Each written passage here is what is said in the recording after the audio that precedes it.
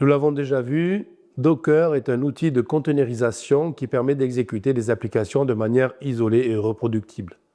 Il est utilisé pour simplifier le déploiement, garantir la cohérence des environnements et optimiser la gestion des ressources. Donc dans ce chapitre, nous allons voir comment l'installer sur Windows, macOS et Linux. On l'a déjà abordé dans certains autres chapitres, mais là on va aller un peu plus en profondeur.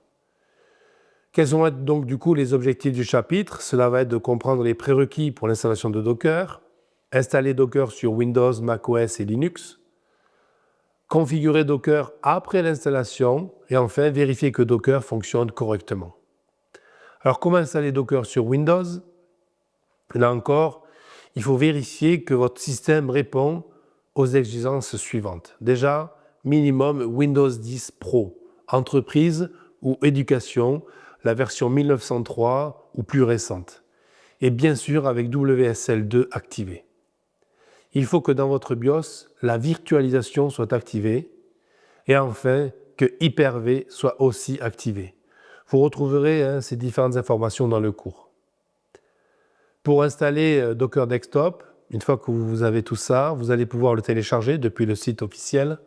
Vous allez l'installer, vous allez activer WSL2 et enfin vous allez redémarrer votre ordinateur après l'installation.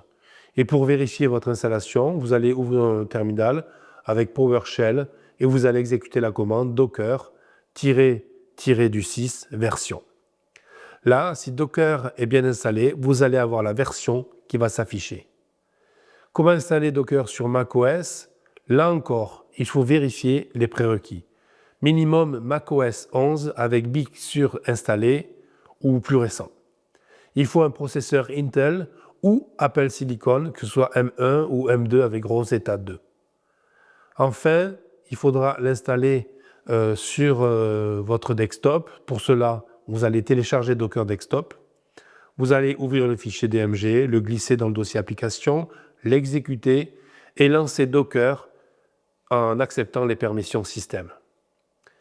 Dans le fichier macOS, vous allez ouvrir le terminal et dedans, vous allez pouvoir taper docker-du6 version. Et si tout fonctionne, Docker est prêt à l'emploi et la version de Docker apparaît. Là encore, regardez dans le cours, vous avez des screenshots écran qui vous montrent ce que vous devez voir apparaître à l'écran. Comment installer Docker sur Linux? Là encore, il vous faut une distribution qui est basée soit sur Debian, Ubuntu, Fedora ou CentOS. Il vous faut avoir les accès utilisateurs et administrateurs surtout, donc les accès sudo.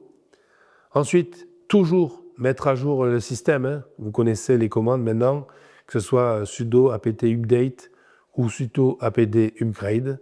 Vous allez devoir installer toutes les dépendances. Après, vous allez ajouter le dépôt de Docker. Dans le chapitre, vous allez retrouver toutes les commandes. Et en fonction du système, il faudra à la fin taper docker-du6 version pour voir l'installation. Idem sur Fedora, idem sur CentOS.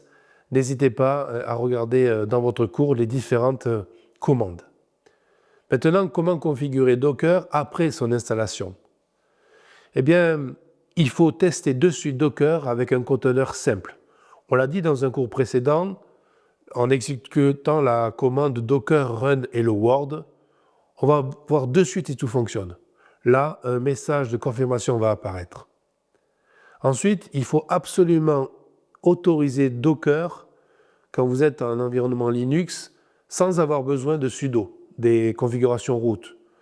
Donc, par défaut, Docker nécessite et doit root. Pour l'exécuter sans sudo, vous regarderez la commande qui vous est reprise dans le cours en permettant qu'en tant qu'utilisateur simple, vous puissiez utiliser Docker. Pour Windows et Mac, là encore, vous allez accéder à Docker Compose, vous allez accéder à paramètres ressources et on vous demande ici d'ajuster la mémoire et le CPU si nécessaire afin de vérifier que votre espace mémoire et CPU ne soient pas trop mangés, comme on dit, par Docker. Donc Docker est un outil incontournable pour le développement et le déploiement d'applications modernes. Une bonne installation et une bonne configuration vont garantir des performances optimales et une gestion efficace des conteneurs. Dans le prochain chapitre, nous allons voir la configuration de Docker Compose.